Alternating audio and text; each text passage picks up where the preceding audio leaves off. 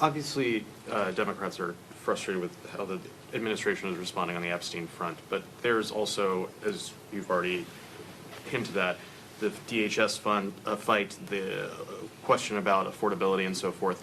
How do you see Epstein as fitting into a message when it comes to the fall, and how much should we expect it to be part of the message in the fall? Well, we've talked about three core issues. First, of course, leaning in on the economy. Democrats being committed to drive down the high cost of living. America is too expensive right now. Donald Trump has made the affordability crisis worse here in the country, and then continues to say it's a hoax, or that we're not talking about it anymore.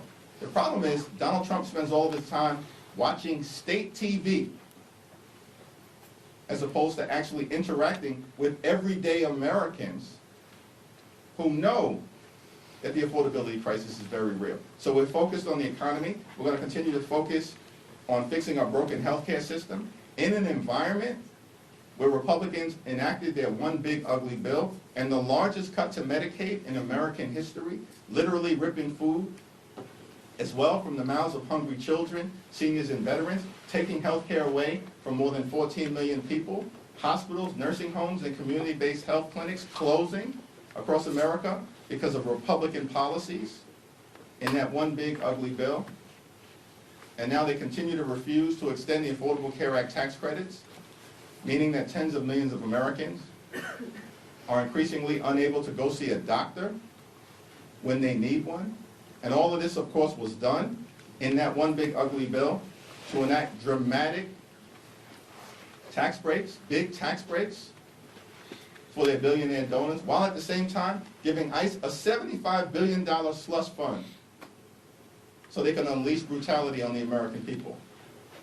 So we're going to continue to point out the fact that Republicans have created a health care crisis, and in part they created that health care crisis so that they could give ICE a slush fund, not to go after violent felons, but to target American citizens, in some cases kill them, and also to violently go after law-abiding immigrant families. All unacceptable. They create a health care crisis. Democrats are committed to fixing our broken health care system. Third, we need to clean up corruption here in the United States of America. In the House, in the Senate, at the Supreme Court, and certainly with the Trump administration. And in that context, the American people are correctly demanding transparency and accountability as it relates to the Epstein files. What is the administration hiding? Who are they trying to protect? These are questions that, of course, led by Robert Garcia, Jamie Raskin, and Teresa Leger Fernandez, House Democrats are going to continue to press forward on, consistent with what the American people are demanding.